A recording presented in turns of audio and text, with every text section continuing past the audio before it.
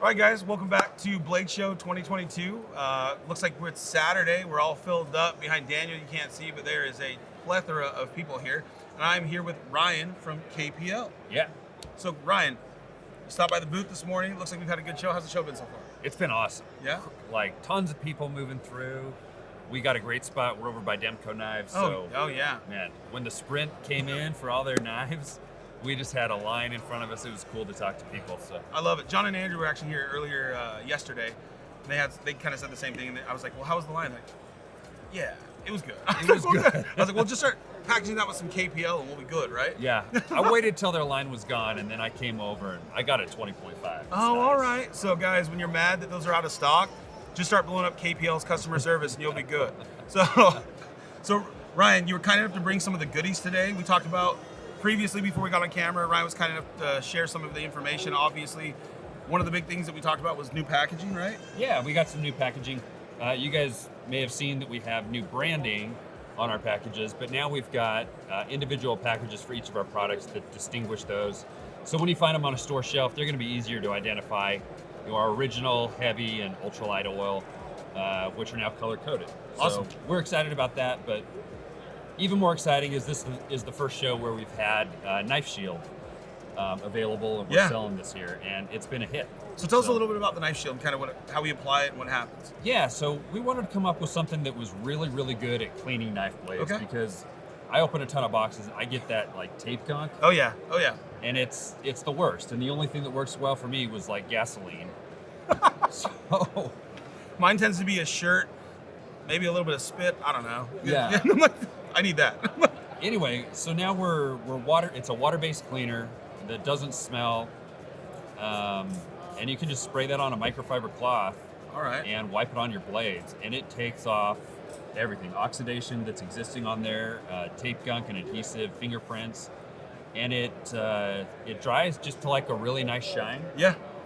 That's food safe, and the best part is it's like super duper corrosion preventive. Okay. But I mean, you can feel that there's no oily residue, so. Oh yeah, no, that's actually, it just feels extremely clean. Yeah. So our outdoors guys, who typically will put like a wax or grease on their blades, now they can go dry and clean and polished, but they still get that rust prevention. All right. So we talked a little bit about this earlier. One of the things you told me about is that, and I'm no chemist like Ryan. Yeah. So one of the things he was describing was after you spray it, wipe it down, there still is a film or a sort of a type of film that adheres to the metal, right? That's right, yeah. So tell us a little bit about that. Yeah, so it's a corrosion inhibitor. It's actually a chemical known as an anodic inhibitor. Okay. Anodic suppressor. And it stops the galvanic corrosion process, which is... Speaking another language, but... I mean, but you've gotten a little rust pit on your blade, right? Sure, yeah. That's actually an electrochemical process where a little microscopic battery forms on the surface of the metal and starts dissolving things, and then you get that rust. Interesting, okay. So we are suppressing that and interrupting the ability of that metal to dissolve and pit out. Okay, that's and awesome. initiate the rusting process. Well, that's fantastic. So, reception's been great. We've got some bushcraft guys over at our booth this year helping us out. Nice. Who's that?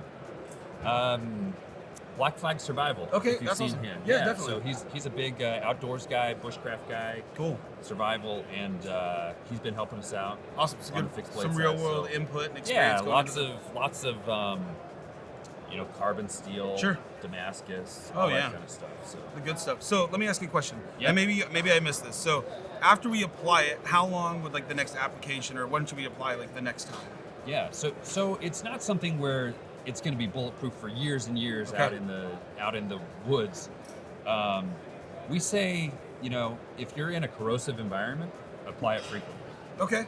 So like if you've been out in the rain or if you're near salt water, use it more often.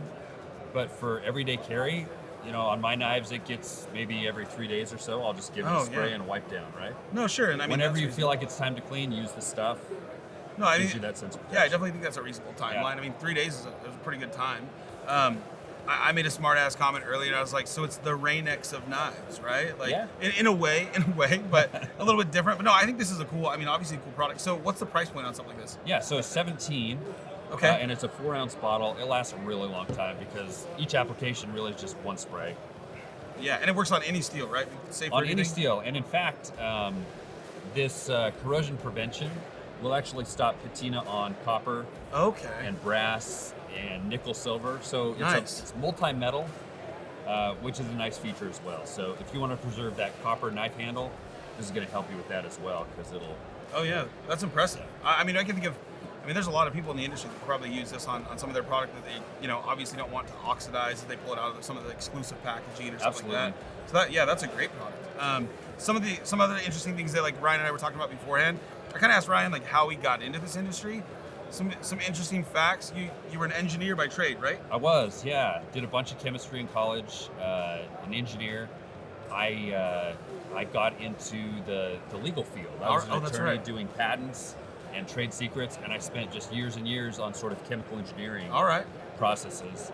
So lubricants just really fascinated me. I collected a bunch of glassware at home for doing stuff. That's awesome. And so, that industrial lubricant experience really led to what became Knife Pivot Lube. That's fantastic. Yeah. I want to help the business experience as well. So, you're in a great position, man. Yeah, it's been really fun. No, this has been fantastic. I mean, we've sold your product for a while in the store now. They've been great to have. I know the customers really enjoy everything. The new packaging, I do like, the differentiation between the variations that you have here. That was redundant, but whatever.